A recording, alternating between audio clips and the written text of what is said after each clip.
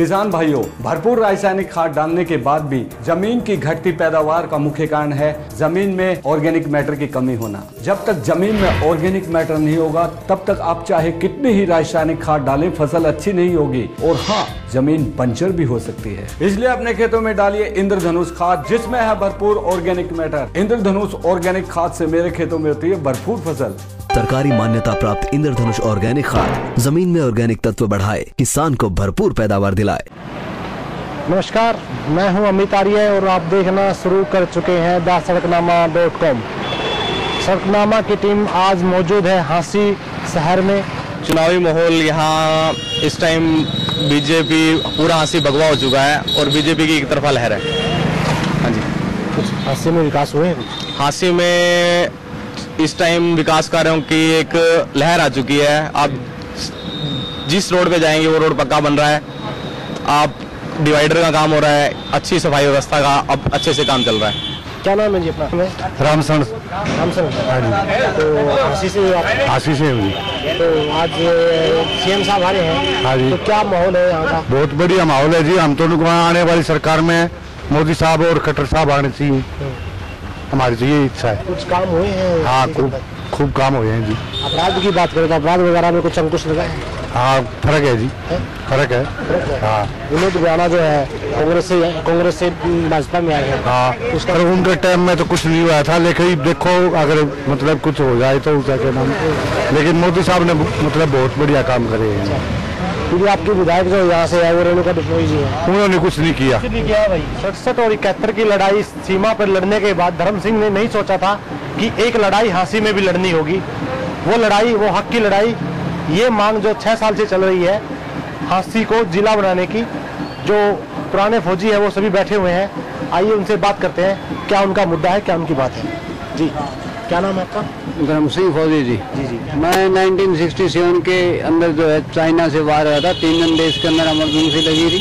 मैं उस वक्त जो है नाथू श्री नाथुला बॉर्डर जो है उसके ऊपर जो है ये पेट्रोलिंग पार्टी हमारी गई थी। उस वक्त जो है मुठभेड़ हुई थी जो कि 3 दिन। और 1971 की लड़ाई का प्रमाण आप लोगों सबको पता है।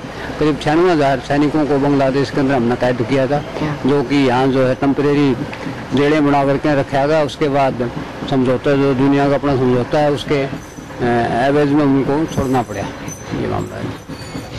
सीमा पर 2 लड़ाई लड़ी है, आज जिन हांसी में आप जो है हक की लड़ाई लड़ रहे हैं। हाँ बिल्कुल, हम हक की लड़ाई लड़ रहे हैं क्योंकि हांसी बहुत ही पुराना शहर है। जबकि हांसी हिसार से पहले का बसा हुआ। हिसार का जन्म 1391 में हुआ है। 1192 के अंदर जो है हांसी के ऊपर अटैक हो चुके हैं।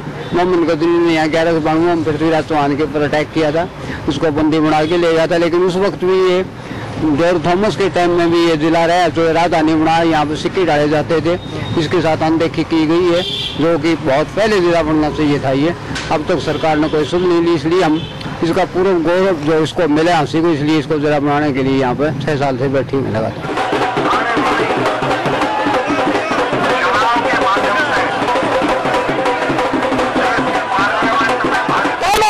नहीं चलेगी। 15 दिन हो गए गाँव हमारे गाँव है, तो कैसे काम चलेगा? ये गरीब कहाँ 2 पैसे बनेंगे तो खा लेंगे, तो भूखे बैठ जाएंगे। और क्या करें? इसलिए चुनाव बारिश के ऊपर असर पड़ेगा इस बात का, अगर सरकार वो नहीं करेगी तो? सरकार नहीं करेगा तो असर पड़ेगा। कौन वोट देगा? मुख्य मर्दे बाद में कोई वोट कौन देगा? अगर कोई अच्छी से शिक्षा मिलेगी हमने तो हम वोट भी देवांगे। जब हमने कि नहीं बनेगा तो हमारा कौन आदमी को कौन देगा? पेट भरेगा तो सारी चीजें आएंगी। ये है जो पहले की तरह मंडियों में व्यापार होना चाहिए। सरकार ई ट्रेडिंग के नाम पर व्यापारियों के साथ धोखा कर रही है और ये ई ट्रेडिंग एप्लीकेबल करके आड़तियों को बीच में से निकालने की प्लानिंग चल रही है। और सरसों पे भी हमारी मांग है 2.5% आड़त मिलनी चाहिए, लेकिन सरकार ने हैंडलिंग एजेंट बना दिए। जो एफर्ट 40 रुपए क्विंटल दे रही है और फूड सप्लाई 50 रुपए क्विंटल दे रही है, और वो भी 1-2 आदमी हैंडलिंग एजेंट बना दिए। पूरी मंडी को नहीं बनाया।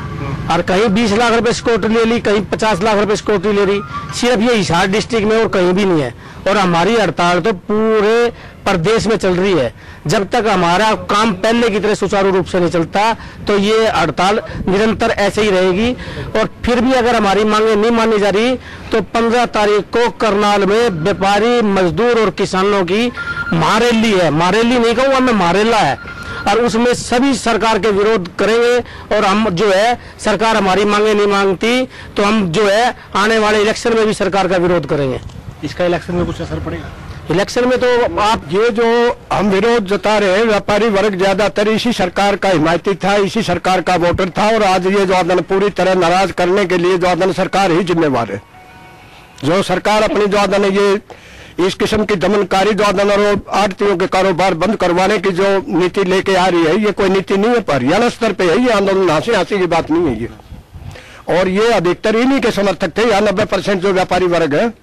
बाकी जो आदन आगे हम समर्थन नहीं करेंगे। जो आदन हमारे इस वर्ग में जो आदन बहुत भारी नाराजगी है।